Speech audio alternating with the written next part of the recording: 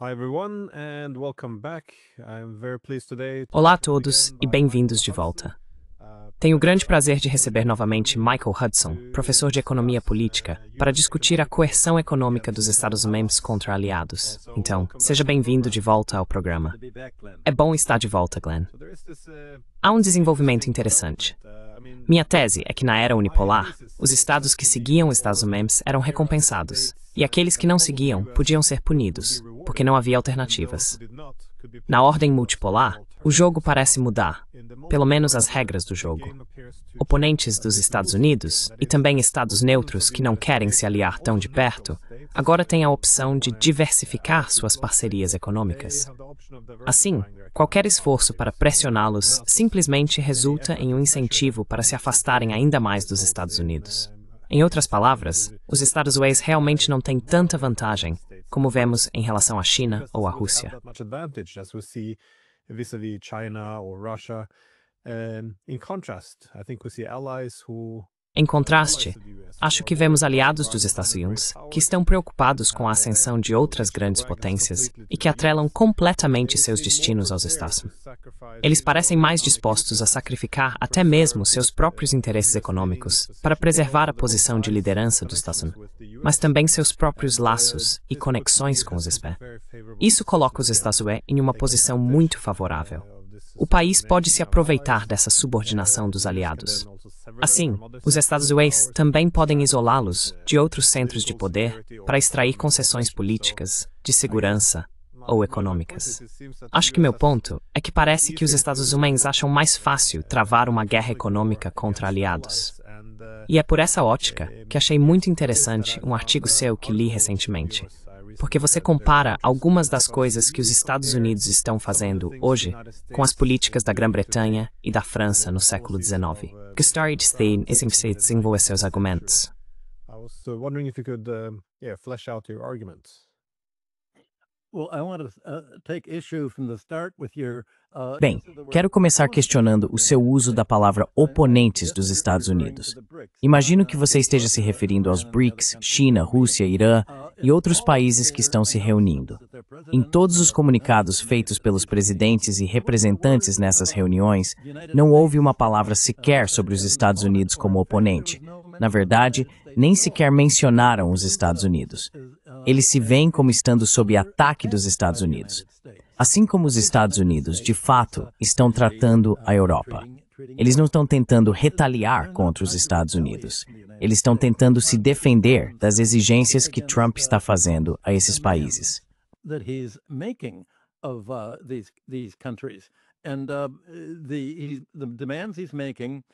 E as exigências que ele está fazendo são as mesmas para os BRICS, para a Grã-Bretanha, para os países europeus, para o Japão.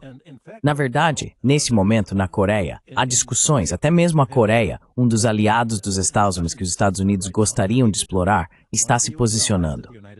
E os Estados Unidos ameaçaram a Coreia, assim como o Japão, dizendo: se vocês não me emprestarem 350 bilhões de dólares, para mim, os Estados Unidos, para serem administrados por mim, presidente Trump, que decidirei como gastar. E vocês receberão 10% dos lucros se houver. E nós ficamos com 90%. Se não fizerem isso, vamos aumentar as tarifas sobre vocês e criar uma crise, e vocês terão desemprego. E isso fará com que os eleitores votem contra vocês. E sabem, vamos criar uma crise.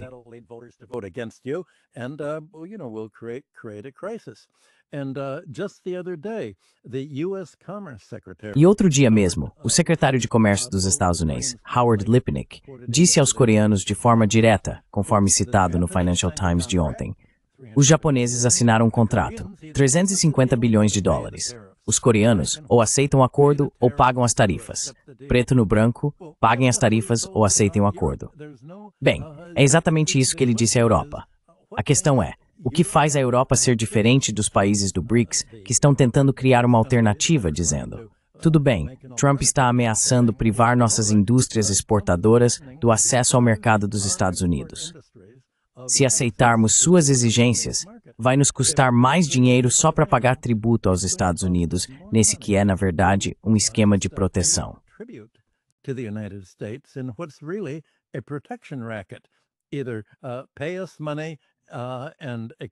Ou vocês nos pagam dinheiro e aceitam nossas tarifas de importação e nossas exigências para que desmontem sua indústria e invistam aqui, ou aumentaremos as tarifas e causaremos uma crise para vocês. A mesma exigência é feita em todo lugar. Você perguntou por que os Estados Unidos estão fazendo essa exigência especificamente à Europa. A exigência é exatamente a mesma. A Europa está cedendo porque seus líderes, bem, não vou dizer a Europa, certamente não seus eleitores, mas os líderes europeus, basicamente, os líderes da OTAN e os ministros das relações exteriores da UOE, tomaram a decisão de que preferem viver no curto prazo, como políticos fazem, e não ter a destruição de sua indústria, do que viver no longo prazo. Eles têm uma escolha.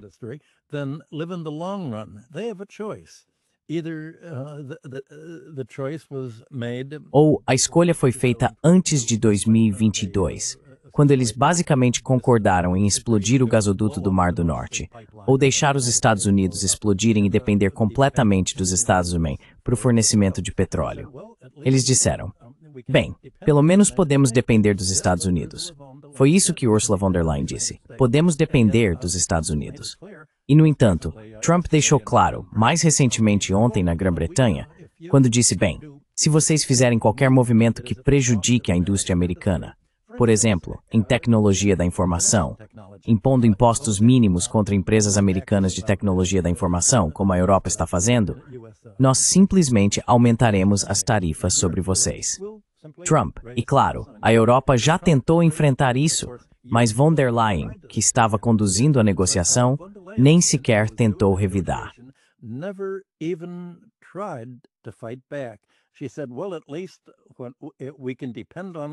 Ela disse, bem, pelo menos podemos contar com o Trump para nunca mudar de ideia ou mudar o acordo, pelo menos temos certeza. Bem, isso é uma loucura. Não havia certeza alguma, e a Europa também não tem. A questão é que a Europa tinha duas opções. A escolha antes de 2022 era ter uma economia equilibrada e basicamente independente, desde que sua economia industrial fosse simbiótica com a Rússia como fornecedora de matérias-primas, como petróleo, gás, fertilizantes e outros materiais básicos. A vantagem disso para a Europa era que Rússia, China e os BRICS são a parte em crescimento da economia mundial. Os Estados Unidos são uma parte em declínio da economia e as políticas de Trump estão, na verdade, destruindo a agricultura e a indústria dos Estados Unidos. Isso está tornando os Estados Unidos um país inviável para investimentos.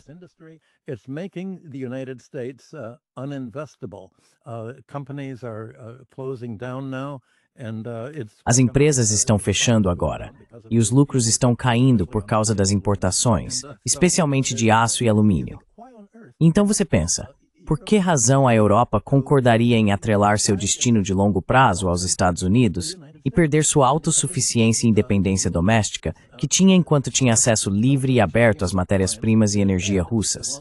Agora, os custos de energia estão 5 ou 6 vezes mais altos. E, uma vez perdida essa independência, ela perde a opção que os países do BRICS adotaram ao dizer, bem, estamos dispostos a perder o mercado dos Estados Unidos, porque esse é um mercado que vai encolher com o tempo. Haverá um custo no curto prazo, mas esse custo é menor do que ter que pagar 350 bilhões de dólares como uma taxa de extorsão para os Estados Unidos, só para manter nosso mercado de curto prazo aberto.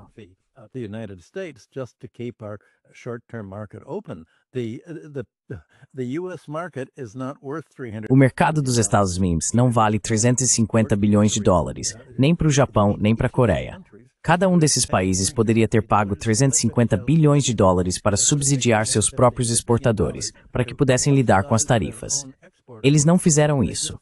O Japão simplesmente se rendeu. A Coreia, neste momento, está se recusando a se render. E ontem, sua equipe do Ministério das Relações Exteriores estava na China tentando dizer, não há alguma maneira de que possamos, supondo que percamos o mercado americano, enfrentando uma demanda que não podemos atender, talvez tenhamos que nos afastar deles. Que acordo poderíamos fazer com vocês e seus vizinhos asiáticos para que possamos ter nosso próprio sistema geográfico individual de autossuficiência, de modo que fiquemos imunes ao tipo de ameaça que os Estados Unidos estão fazendo?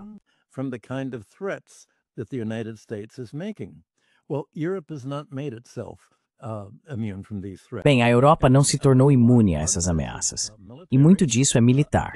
Repetidas vezes, os líderes da Alemanha e da França, assim como da Grã-Bretanha, disseram, bem, precisamos do apoio dos Estados Unidos caso a Rússia lance uma invasão terrestre e esteja disposta a sacrificar 20 milhões de seus soldados tentando atravessar a Europa até as Ilhas Britânicas. Bem, isso é uma loucura. É uma ameaça de universo paralelo. Não tem base na realidade, porque nenhum país industrializado no mundo de hoje pode se dar ao luxo de realizar uma invasão militar de infantaria a outro país. Porque não só massas de soldados morreriam, mas qualquer país que tentasse impor um alistamento obrigatório seria imediatamente derrubado do poder.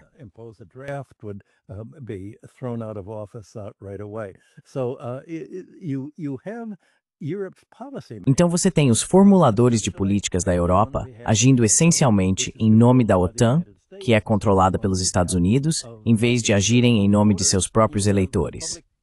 Ok. E você tem pesquisas de opinião pública mostrando que os eleitores não querem guerra na Ucrânia. Os eleitores não querem que seus gastos sociais na Europa sejam reduzidos para que os orçamentos limitados sejam direcionados ao setor militar em vez de questões domésticas. Portanto, não se trata de os Estados Unidos focarem suas exigências nos aliados. As exigências são para todos. Elas são as mesmas para cada país. Ou fechamos nossos mercados, ou vocês têm que nos pagar para não prejudicar sua economia e causar pelo menos um caos temporário de curto prazo. Outros países estão se protegendo do caos. A Grã-Bretanha não está se protegendo do caos. Esse é o problema básico que eu vejo.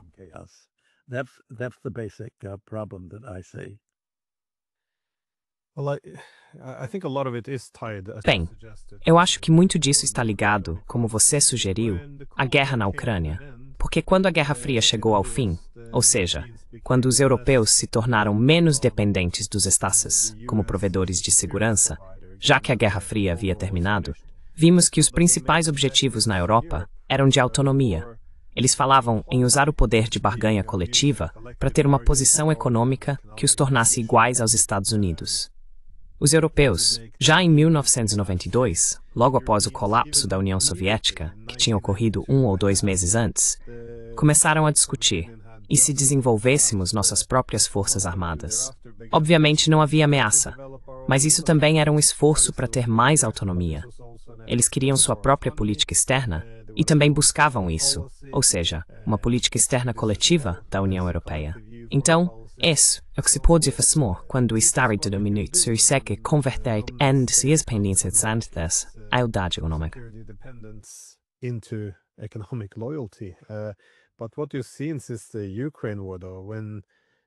Mas o que você viu desde a guerra na Ucrânia é que quando ameaças externas aparecem e a dependência de segurança se torna evidente, é bastante previsível que a potência dominante, o provedor de segurança, então busque extrair concessões econômicas e políticas de seus vassalos ou protetorados. E assim, não sei, do meu ponto de vista, esse tem sido um argumento central meu desde que a OTAN iniciou o conflito na Ucrânia com o golpe de 2014. A Europa está se colocando em uma posição muito vulnerável porque os Estados Unidos, continuamos dizendo amigos e aliados, o que é bonito e bom. Quero dizer, somos próximos e devemos ser próximos, mas os Estados se comportam como Estados.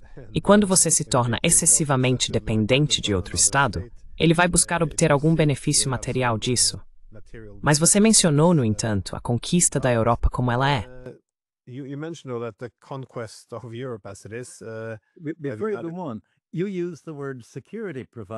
Antes de prosseguir, você usou a palavra provedor de segurança. Isso é um grande eufemismo, e eu gostaria de analisar isso. Os Estados Unidos estão impondo uma insegurança sem precedentes à Europa, porque a Alemanha, França e Reino Unido estão todos oferecendo mísseis de longo alcance para a Ucrânia usar contra a Rússia, especialmente Moscou e São Petersburgo, que estão dentro do alcance desses mísseis. Os líderes dos Estados Unidos e da Europa dizem, como Starmer disse ontem, que querem bombardear a Rússia. Bem, tanto o presidente Putin quanto o ministro das Relações Exteriores Lavrov já disseram que se um míssil estrangeiro for lançado pela Ucrânia contra a Rússia, eles entendem que a luta deles não é contra a Ucrânia. Our fight is not against Ukraine. Our fight is against NATO. This is a war between NATO Nossa luta é contra a OTAN. Esta é uma guerra entre a OTAN e a Rússia. E se uma bomba vier de um fabricante alemão, então vamos bombardear a fonte. Vamos bombardear a Alemanha, pelo menos a fábrica na Alemanha, talvez as usinas de energia que fornecem energia para essa fábrica. O mesmo vale para a França, o mesmo para o Reino Unido. Agora a questão é, uma vez que mísseis intercontinentais estejam voando da Rússia, a Rússia não precisa de armas atômicas. Ela tem uma gama muito mais ampla de armas do que os países da OTAN. E essas armas não são atômicas, e os próprios países da OTAN estão praticamente sem armamentos. Eles deram tudo para a Ucrânia e para Israel, e qualquer ideia de realmente entrar em guerra é uma fantasia tão grande que seria como Bambi enfrentando Golias. That it would be like Bambi meets Goliath. Russia would respond very quickly, and the result is A Rússia responderia muito rapidamente. E o resultado é que, por causa da beligerância de von der Leyen e da assistente estoniana Kallas, isso está colocando a Europa em situação de insegurança e em grande perigo militar. Não há nenhum perigo de uma invasão militar armada por infantaria. E sem uma invasão militar, não é possível controlar e tomar o controle de outro país. É isso que a Rússia está tentando fazer agora na Ucrânia. E você vê os enormes problemas que ela enfrenta, mesmo na Ucrânia. O que os países podem fazer na forma moderna de guerra é, por meio de mísseis, simplesmente destruir os outros países.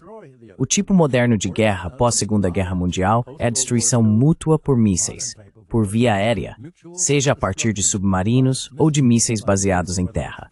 Submarines or land-based missiles. That's the kind of war and hence insecurity. Esse é o tipo de guerra e, portanto, de insegurança que a Europa vai enfrentar. Então, o plano da Europa não é apenas adotar uma espécie de keynesianismo deturpado, um keynesianismo militar, do tipo, bem, vamos gastar nosso dinheiro na indústria militar, e isso talvez crie os empregos que perdemos na nossa indústria civil como resultado de termos que depender do gás e do petróleo americanos em vez do gás e do petróleo russos. Mas isso ameaça a própria existência dos países europeus. A Rússia deixou claro que não tem interesse em tomar a Europa. Ela só quer ser deixada em paz.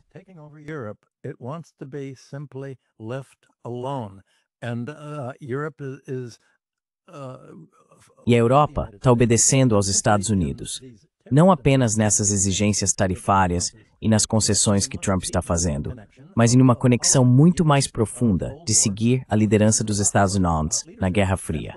Agora uma guerra cada vez mais quente. É isso que está essencialmente levando a Europa à falência.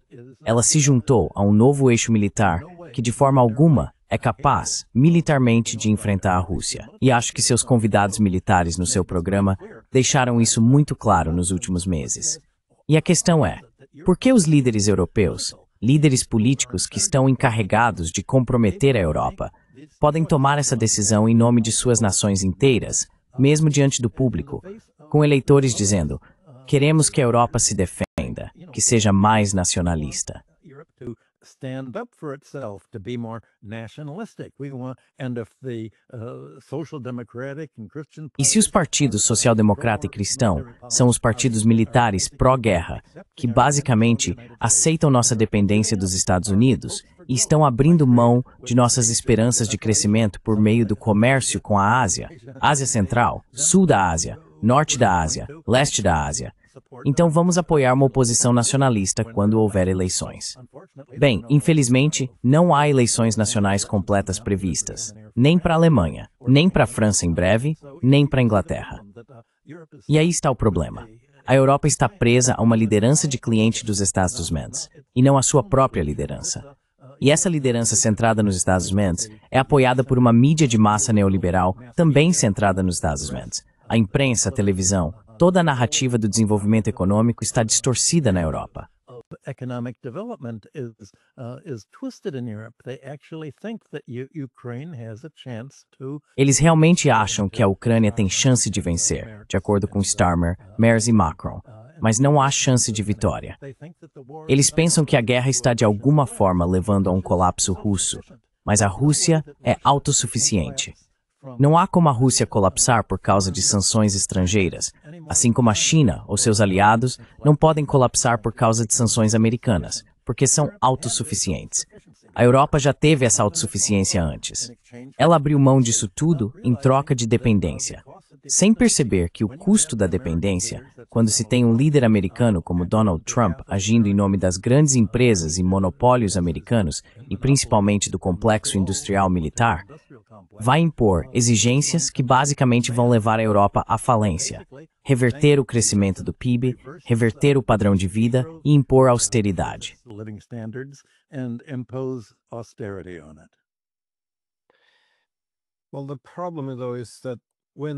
Bem, o problema, porém, é que quando a liderança política não busca seus interesses econômicos nacionais básicos e se subordina da maneira como os europeus estão fazendo, seria de se esperar que surgisse um vácuo, que então seria preenchido por atores que realmente buscariam os interesses nacionais. E esse é o problema, porque se você tem líderes se subordinando, eles podem acabar matando a democracia também, pois vão querer impedir que esse vácuo seja preenchido por pessoas que realmente respondem ao interesse público. Então, na Alemanha você tem o AfD, que agora é o partido político mais popular. Eles querem restaurar a paz com a Rússia, mas são rotulados como uma organização extremista.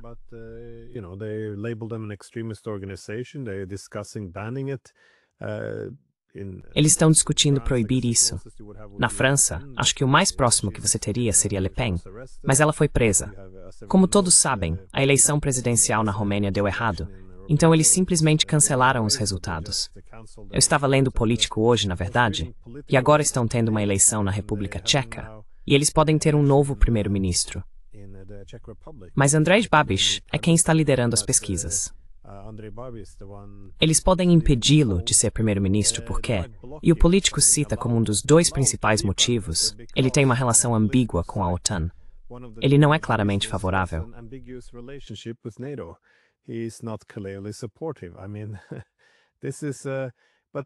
Quero dizer, mas veja o que fizemos com a Ucrânia também.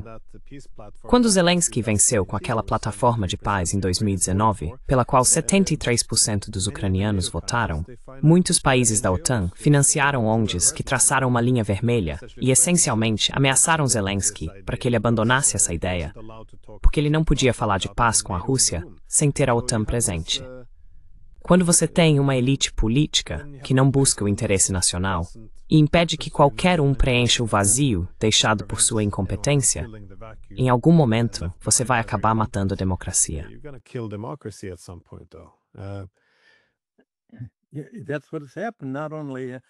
Isso é o que aconteceu não só em relação à Rússia, mas também em relação a Israel. Se você afirma que é contra o nazismo, se você afirma que é contra tratar qualquer grupo nacional ou étnico como sendo fisicamente subhumano e de uma espécie diferente, se você diz que todos são seres humanos, que somos da mesma espécie, que não pode haver genocídio, isso é um crime na Alemanha, porque você está dizendo que os palestinos são seres humanos. Isso é um crime na Alemanha porque os palestinos... Bem, não precisa explicar isso. Se você disser na Ucrânia que os eslavos, os falantes de russo, não são subhumanos, isso é um crime. That's a crime. You're having a resurgence of Nazism. Você está vendo um ressurgimento do nazismo varrendo a Europa, centrado na Alemanha como antes. E o resultado é que toda a Europa está unida à Alemanha para dizer: vamos refazer a Segunda Guerra Mundial, na crença de que desta vez podem vencer. E acho que parte dessa ilusão é que toda uma geração de europeus cresceu não só assistindo a filmes americanos, mas também com uma ideia falsa de quem realmente lutou na Segunda Guerra Mundial. Os dois principais combatentes na Segunda Guerra Mundial foram a Rússia, que perdeu 22 milhões de pessoas, e a China, que perdeu 18 milhões de pessoas. Isso é muito mais do que os ocidentais. Europeus e americanos perderam. E foram os russos que quebraram a força da Wehrmacht. E foi a China que quebrou a força do Japão, o que começou em 1931 com a tomada da Manchúria pelo Japão.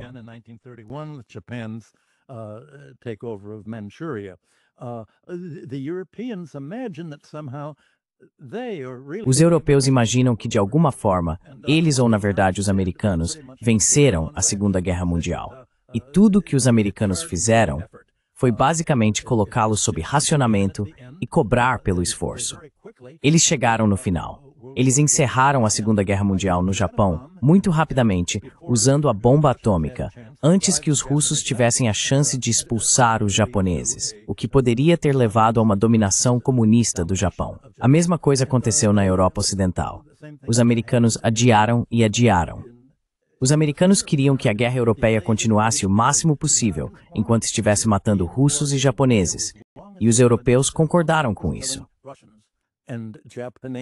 And the Europeans went along with this. This is how the Russian histories see the war. É assim que os russos veem a guerra. É assim que os chineses veem a guerra. Mas não é assim que os europeus veem a guerra.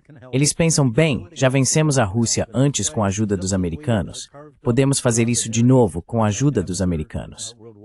Dessa forma, assim como dividimos o Oriente Próximo após a Segunda Guerra Mundial e a África entre França, Inglaterra e Estados Unidos, podemos fazer tudo de novo. Existe esse mito que, de alguma forma, criou uma narrativa falsa que orienta como os europeus pensam sobre o que podem alcançar no futuro. E é uma narrativa falsa que é quase suicidamente autodeceptiva.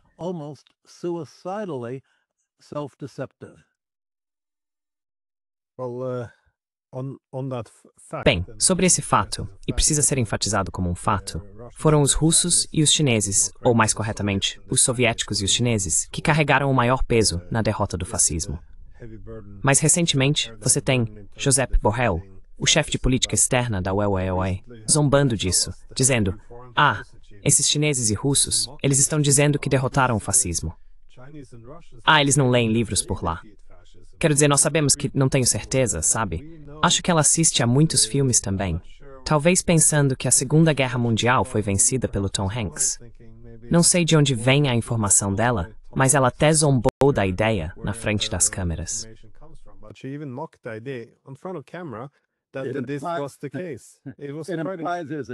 Isso implica que existe um conjunto diferente de registros. Há um conjunto de registros para a maioria da população mundial. Os livros de história alemães, franceses e ingleses foram todos reescritos com uma distorção cada vez mais extrema do que realmente aconteceu.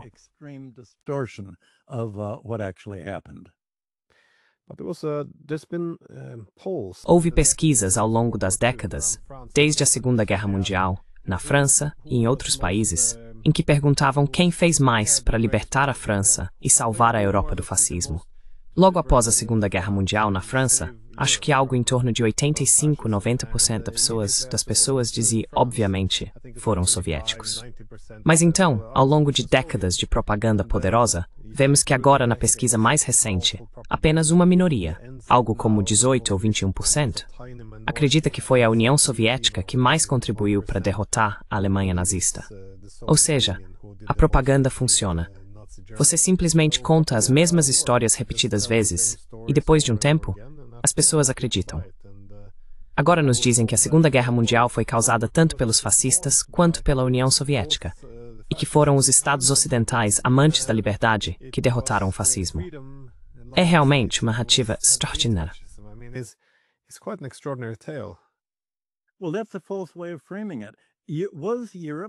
Bem, essa é uma forma falsa de enquadrar a questão. A Europa foi salva do fascismo. Se você olhar para a Europa hoje, ela não foi salva do fascismo. O fascismo foi resgatado pelos Estados Unidos quase imediatamente. Os Estados Unidos imediatamente contrataram a principal burocracia nazista e os colocaram para trabalhar contra a esquerda. Houve a Operação Gladio, na Itália. Houve terrorismo organizado pela CIA e pela política externa americana. E o apoio. Imediatamente, os Estados Unidos contrataram os fascistas ucranianos, os nazistas, para organizar o movimento nacionalista ucraniano. Os Estados Unidos salvaram o fascismo de ser derrotado na Europa. E o fascismo foi a resposta dos Estados Unidos ao socialismo e ao movimento da classe trabalhadora. Aldo Moro foi assassinado na Itália. Aldo Moro was killed in Italy. European politicians were killed, just as Lumumba was killed. Políticos europeus foram assassinados, assim como Lumumba foi morto na África e Pinochet matou Allende no Chile. Houve assassinatos políticos. Existe toda uma extensão, através do National Endowment for Democracy dos Estados Unidos, de criação de organizações não governamentais que atuaram como mecanismos de financiamento para trazer o que só se pode chamar de líderes fascistas para a Europa. Merz é um fascista. Não há outra palavra para isso. E você poderia dizer o mesmo sobre Kallas. Poderia dizer o mesmo sobre von der Leyen, com seu histórico familiar nazista. A Europa foi salva do fascismo. E se sim, por que há um ressurgimento do fascismo hoje, de apoio ao genocídio étnico hoje, em países que os Estados Unidos declaram como necessários para seu controle de várias regiões do mundo?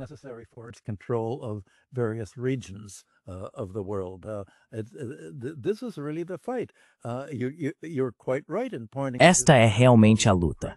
Você está absolutamente certo ao apontar a repressão aos direitos civis e à liberdade de expressão. Esse fascismo, você está vendo o mesmo tipo de tomada de poder nos Estados Unidos na última semana, só que por Donald Trump, ou impondo uma nova era de macartismo, como nos anos 1950, atacando o que ele chama de esquerda, como se de alguma forma a esquerda fosse responsável pelo assassinato de Charlie Kirk. Você está vendo algo político acontecer da Europa aos Estados Unidos, que eu não acho que ninguém, ao final da Segunda Guerra Mundial, e com todo o otimismo de acreditar que, por terem derrotado a Alemanha e a Itália, haviam derrotado o fascismo, poderia ter antecipado.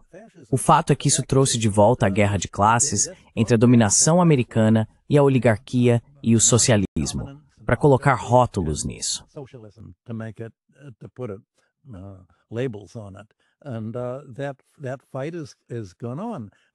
E essa luta continua.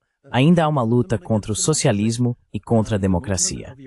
O movimento da Europa não tem sido em direção à democracia, tem sido no sentido oposto.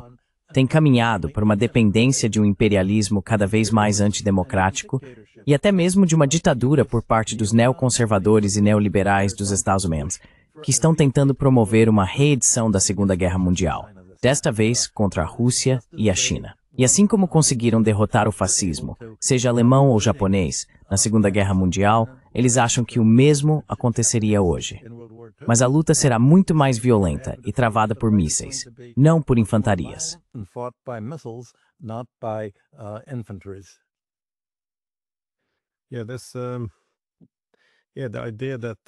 Sim, a ideia de que os Estados Unidos não teriam trabalhado com ou apoiado fascistas, de que essa aliança era apenas entre não fascistas, é meio interessante, porque acabei de pesquisar aqui uma citação do Harry Truman antes de assumir a presidência. Ele disse: "Se virmos que a Alemanha está ganhando, devemos ajudar a Rússia. E se a Rússia estiver ganhando, devemos ajudar a Alemanha. Assim deixamos que eles matem o maior número possível." E perto do fim da Segunda Guerra Mundial, também tivemos os britânicos, que então desenvolveram um plano chamado Operação Impensável, elaborado em maio de 1945, quando a guerra estava chegando ao fim, que envolvia não só os Estados Unidos e a Grã-Bretanha, mas também o uso do que restava do exército fascista para lançar um ataque surpresa contra a União Soviética imediatamente após a vitória comum.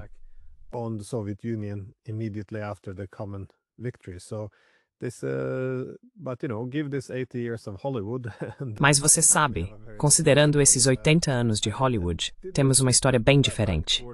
Eu queria voltar um pouco para a questão da conquista econômica, por assim dizer, dos aliados. Porque mencionamos os europeus, mas os Estados Unidos também têm alguns, digamos, aliados leais no leste asiático. Estou pensando na Coreia, no Japão e em Taiwan. Cada um deles também tem uma forte, bem, vamos chamar de dependência de segurança em relação aos Estados Unidos. Como os Estados Unidos estão tentando, eu diria, pressionar esses, bem, dois países e uma ilha, digamos assim?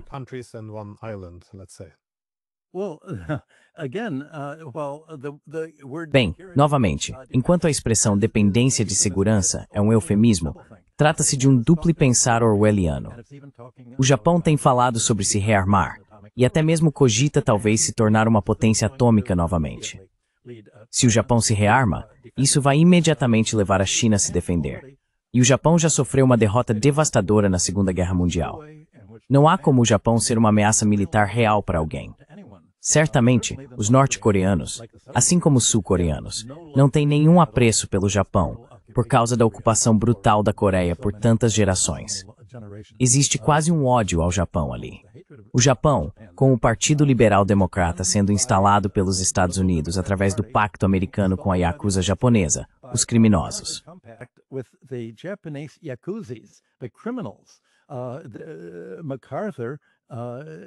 MacArthur, no Japão, e o Departamento de Estado dos Estados Unidos fizeram acordos com criminosos para irem e agredirem, atacarem as manifestações socialistas. Havia uma chance de socialismo no Japão após a Segunda Guerra Mundial, uma reação dos japoneses. E a alternativa americana foi transformar o Japão basicamente numa oligarquia amplamente criminalizada, parecida com a máfia, controlada pelo LDP. Bem, as eleições recentes agora estão, pela primeira vez, ameaçando destronar o Partido Liberal Democrata, PROSM, e colocar um partido mais nacionalista. Todo nacionalismo significa, não é o nacionalismo japonês dos anos 1930 de estilo militar, significa independência em relação aos Estados Unidos.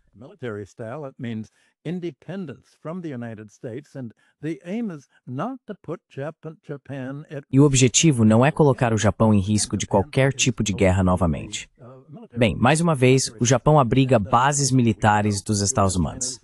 E algumas semanas atrás, houve uma grande demonstração militar da China, mostrando explicitamente mísseis e apontando: este míssil pode atingir Guam, o posto militar americano no Pacífico, e pode atingir outros postos militares japoneses. Portanto, o Japão está arriscando sua segurança. O mesmo acontece com Taiwan. Há um investimento taiwanês muito forte na China continental. Já existe uma espécie de simbiose econômica entre os dois países, mas os Estados Unidos estão tentando criar uma divisão nisso.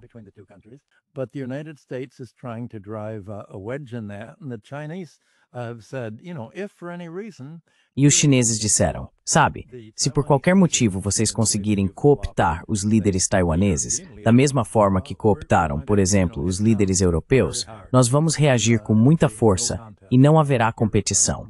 Sua frota naval será alvo fácil.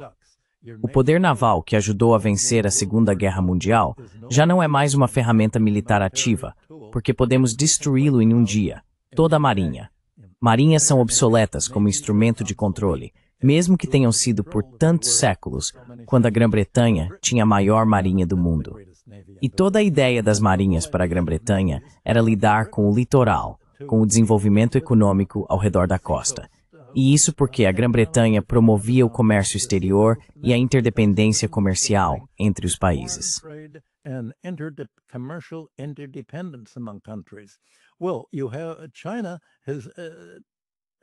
Bem, a China tentou contrariar toda essa estratégia ao estilo Mackinder de controlar a periferia dos continentes por meio do comércio. A China está desenvolvendo conexões internas através da iniciativa Cinturão e Rota, com ferrovias, oleodutos, rodovias, todo tipo de interconexão. Assim, os principais veículos do comércio exterior estão se tornando mais internos e domésticos. O que isso faz é criar esferas regionais de influência e autossuficiência doméstica para alcançar a independência. O efeito das exigências dos Estados Unidos, feitas a todos, da Europa à Ásia e à América Latina, é tão excessivo que provocou uma reação contra os últimos 2 séculos de liberalismo, que viam o comércio exterior e as interconexões não como uma ordem baseada em regras, mas como uma ordem econômica de estabilidade.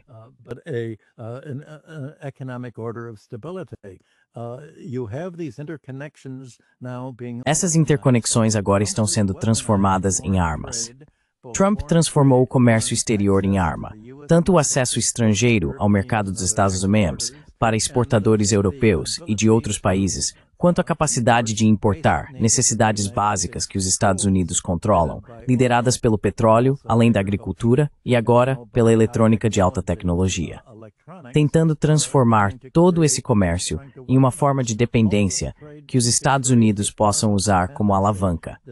Vamos desestabilizar sua economia se vocês não cederem às nossas exigências. E o verdadeiro motivo, voltando à sua primeira pergunta novamente, de por que os Estados Unidos estão tratando a Europa dessa forma e tentando tratar os países do BRICS da mesma maneira. É porque os Estados Unidos não são mais um país industrializado. industrialized, it's deindustrialized, it's made Está desindustrializado. Todo esse crescimento de riqueza desde 2008, desde a crise das hipotecas podres, ocorreu nos mercados de ações, títulos e imóveis. É riqueza financeira. Não é a riqueza da produção real. Não é a riqueza dos padrões de vida. Os padrões de vida não aumentaram para mais da metade dos americanos desde 2008. Tudo ficou tão concentrado nos 10% mais ricos que esses 10% são responsáveis por 50% de todo o crescimento no consumo de bens. Mas é claro, os bens de consumo dos 10% mais ricos não são do mesmo tipo que os 90% mais pobres compram. Alimentos e necessidades básicas. São luxos. São gravuras de Andy Warhol. São troféus e modas italianas. And Italian fashions. All of this was way back in the 17th century. Tudo isso aconteceu lá atrás, nos séculos 17 e 18. Tudo isso estava sendo debatido e as pessoas estavam percebendo que o setor financeiro não se comporta realmente como o setor industrial. Estamos vendo uma transformação completa na dinâmica do que é o capitalismo, do que são as economias. Bem, você e eu já conversamos sobre isso antes, e tudo isso tem uma dimensão política. A dimensão política significa que, se os Estados Unidos quiserem evitar uma pressão ainda maior sobre seu padrão de vida hoje, precisam obter apoio de outros países.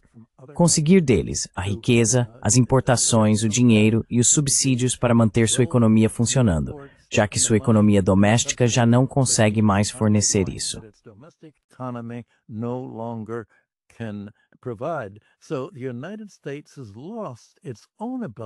Assim, os Estados Unidos perderam sua própria capacidade de serem autossuficientes. E sua resposta à Europa é destruir a capacidade da Europa de ser autossuficiente econômica, comercial e financeiramente. Enquanto isso, os BRICS, a Ásia, agora em conjunto com o Sul Global, África, partes da América Latina, estão tornando a autossuficiência um objetivo econômico principal para que não se tornem sujeitos à intimidação, extorsão e ameaças do ditator às economias. Se você isola as economias dos Estados Unidos, não há nada que eles possam fazer contra você. Nenhuma forma de impor sanções, aumentar tarifas ou transformar em arma seu comércio de importação e financeiro.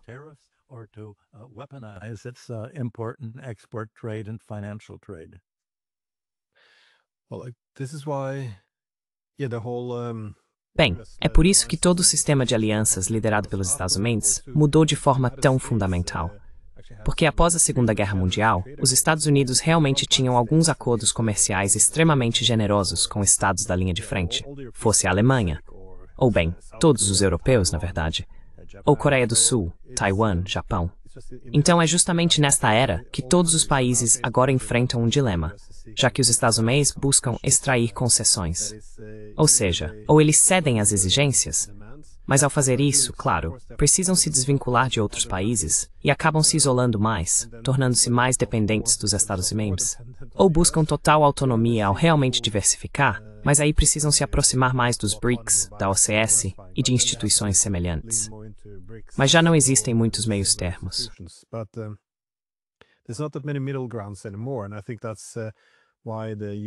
E eu acho que é por isso que o excesso de confiança dos Estados Unidos em relação à Índia foi tão espetacular, porque a suposição era de que poderiam transformá-los em europeus, no sentido de se isolarem de todos os outros centros de poder, se submeterem aos Estados Unidos e assinarem qualquer coisa que fosse colocada à sua frente. Acabou que eles tiveram que seguir o caminho oposto. Mas o fato de Modi ter que ir à China meio que evidenciou, do meu ponto de vista, esse dilema. Não existe mais um meio termo. Ou você se subordina, ou precisa se proteger diversificando, mas aí é preciso se apoiar nas instituições multipolares. Então é um momento fascinante. Também é um experimento social interessante nesse sentido. Não sei se você tem algum comentário final antes de encerrarmos.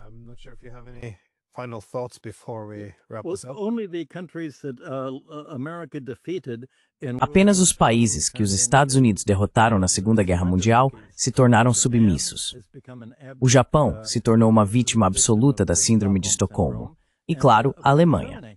são os dois países que cederam. O outro grande oponente dos Estados Unidos na Segunda Guerra Mundial foi, obviamente, a Grã-Bretanha. O empréstimo britânico de 1944 e os acordos comerciais que você acabou de mencionar, que eram favoráveis a outros países, tinham como objetivo específico desmantelar o Império Britânico.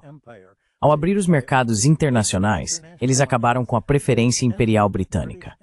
Isso significava que todas as divisas, os ganhos obtidos pela Índia, Argentina e outros exportadores de matérias-primas do sul global, não eram mais obrigados a ser gastos dentro do Império Britânico, mas podiam ser gastos em qualquer lugar.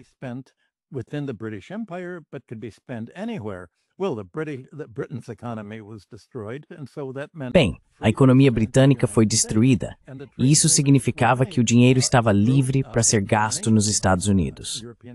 E os acordos comerciais que foram feitos? É verdade, com a Alemanha e países europeus?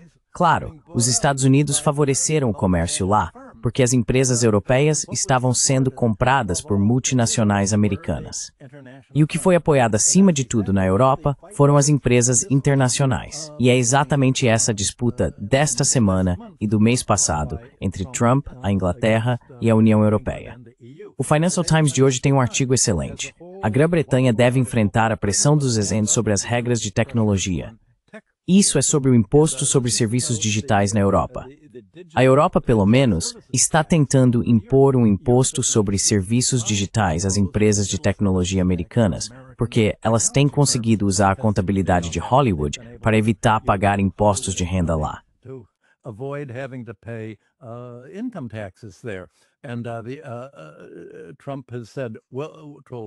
Trump disse à Grã-Bretanha: se vocês tentarem nos enfrentar e impor seu imposto sobre serviços digitais às empresas americanas, ou tentarem limitar o que meus financiadores no Vale do Silício querem fazer, vamos aumentar as tarifas sobre vocês de novo. Não importa o acordo que fizemos na primavera passada. Bem, se ele pode dizer isso para a Grã-Bretanha, certamente pode dizer para a UE. Ele deixou muito claro para a UE que, se qualquer coisa que a UE fizer prejudicar as empresas americanas, enquanto essas multinacionais contribuírem para a campanha republicana de Trump e para sua campanha pessoal, e investirem pessoalmente em seus esquemas de criptomoedas e outros golpes, ele vai simplesmente apertar ainda mais o cerco a esses países. Então, basicamente, é isso que tem acontecido por lá. Acho que esse é meu pensamento final. What's been happening there? I guess that's my final thought. Europe has succumbed. A Europa sucumbiu ao entregar toda a iniciativa diplomática, comercial e financeira aos planejadores dos Estados Unidos, que não estão fazendo acordos comerciais e financeiros abertos que beneficiem todos os países. Mas, como Trump disse, os Estados Unidos têm que ser o vencedor em qualquer acordo que façam com países estrangeiros. E é por isso que os Estados Unidos não estão mais fazendo acordos internacionais. Trump diz: vamos fazer acordos caso a caso, país por país. Vamos dividir para conquistar. Funcionou para a Grã-Bretanha por alguns séculos. Vai funcionar para nós. E enquanto pudermos colocar diferentes países uns contra os outros, e for a economia dos Estados Unidos contra economias individuais muito menores, eles preferem ficar separados. Enquanto conseguirmos fazer com que eles aceitem ficar separados, em vez de se unirem, então teremos vencido a luta diplomática pelo controle.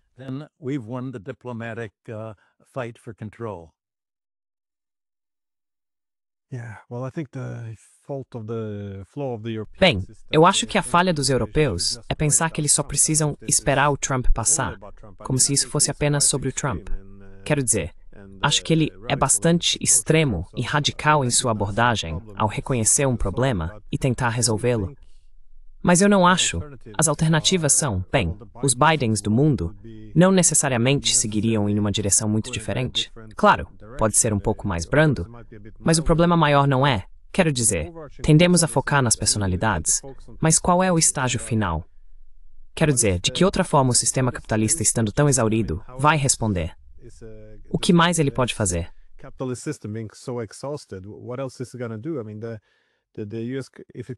Quero dizer, se não consegue mais competir, está perdendo a liderança tecnológica, afundando em dívidas e a enorme desigualdade econômica está alimentando problemas sociais e políticos. Ou seja, percebe-se que isso chegou ao fim da linha. Não há mais maneiras de lidar com a crise financeira que se aproxima. Não dá para baixar ou subir a taxa de juros, pois qualquer uma das opções vai ou colapsar o dólar, ou tornar o pagamento da dívida impossível de administrar. Então, parece ser um beco sem saída. Acho que o Trump lida com isso de uma forma, digamos, muito autoritária. Mas a ideia de que podemos simplesmente voltar a como as coisas eram, acho que isso é bastante ilusório. É puro desejo.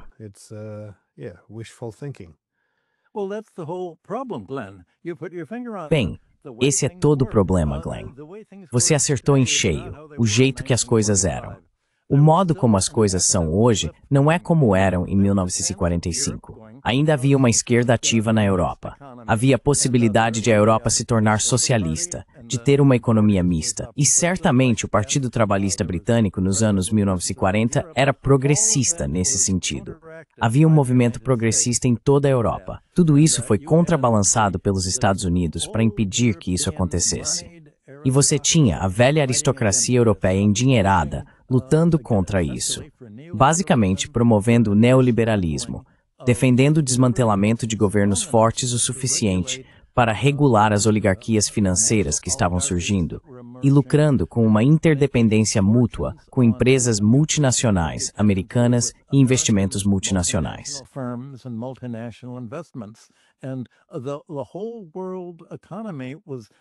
Toda a economia mundial foi reestruturada em moldes centrados nos Estados Unidos, o que nos levou a esse problema. Para que a Europa volte a prosperar, é preciso repensar toda a direção da história. Claro, é sobre isso que você e eu temos conversado nos últimos meses. Eles precisam reinventar a roda econômica para analisar como criar uma economia mista que promova crescimento, elevação do padrão de vida e desenvolvimento industrial, em vez de criar fortunas financeiras ao estilo americano, que levam à nossa desindustrialização, assim como levaram à desindustrialização dos Estados Unidos. Como evitar acabar nos tornando parecidos com os Estados Unidos? E o que a China está fazendo de certo em seu crescimento, seguindo justamente as políticas que transformaram Grã-Bretanha, Alemanha e Estados Unidos em potências industriais no final do século XIX?